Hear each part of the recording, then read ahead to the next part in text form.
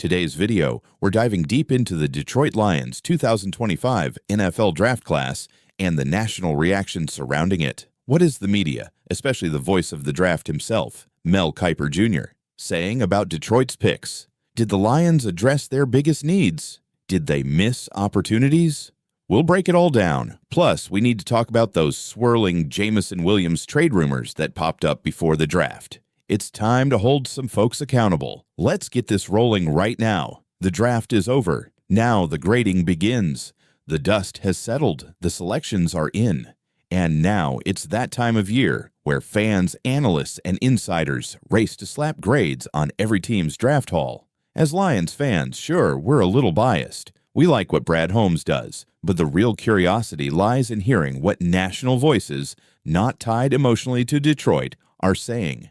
At the top of that list, ESPN's Mel Kiper Jr., the godfather of mock drafts. Love him or loathe him, Kiper's evaluations still carry major weight. So, what's Mel saying about Detroit's draft this year? Mel Kiper Jr.'s take on the Lions draft. Kiper opened up by saying he had the Lions pegged for an edge rusher at pick 28 in every single one of his mock drafts. He name-dropped prospects like James Pierce, Latu Rojo, and Donovan Ezekiel, all edge rushers he believed fit Detroit's glaring need. His logic was simple. Value. The end of round one was packed with solid pass rushers.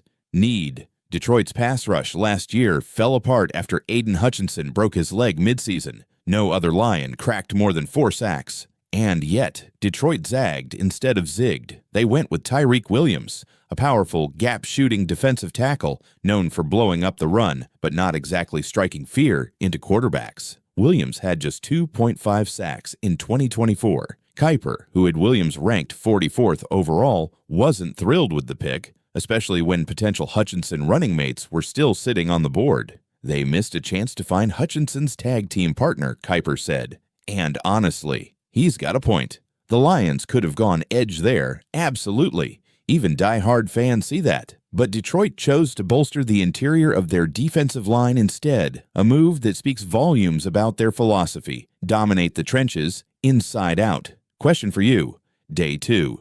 Moves, guard up, but still no edge. Day 2 came, and still no edge rusher. Instead, Detroit went on the offensive line attack. They traded up from 60 to 57, targeting Tate Ratledge, a bruising versatile guard expected to push for starting reps right away.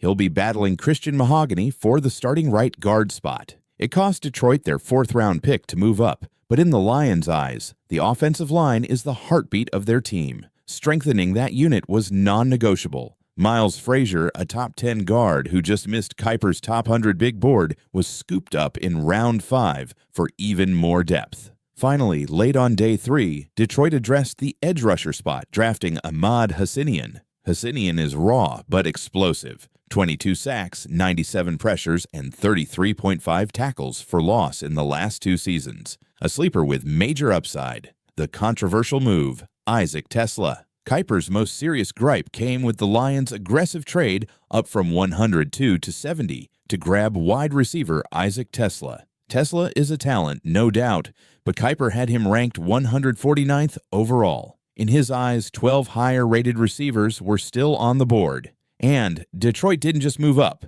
They gave up 2 third-round picks to do it.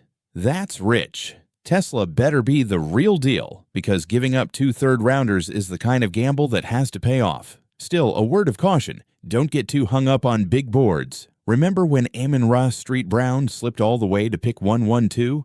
Rankings aren't gospel.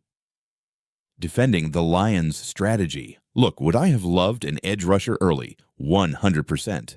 No question. But let's be real. Detroit's defensive tackle depth chart now looks nasty. DJ Reader, Levi Onwuzurike, Tyreek Williams, Aleem McNeil, Roy Lopez, Broderick Martin. You win championships with waves of big bodies in the trenches, and the Lions now have serious depth at DT. Mel Kiper ended up giving Detroit a B- overall. Personally, I'm going B+. The Lions aren't drafting based on Mel Kiper's board. They're drafting based on their board, Brad Holmes' board. And history tells us Holmes knows what he's doing. Every time analysts called, the Lions Detroit proved them wrong. The Jameson Williams trade rumor setting the record straight. Now let's switch gears and address the big rumor that dropped like a bomb before the draft. Jameson Williams reportedly on the trade block. Immediately, fans panicked. Media ran with it. The speculation exploded. But guess what? It wasn't true. Not even close. GM Brad Holmes slammed the door shut on that nonsense during his post-draft press conference. That's something we have never entertained. Holmes said,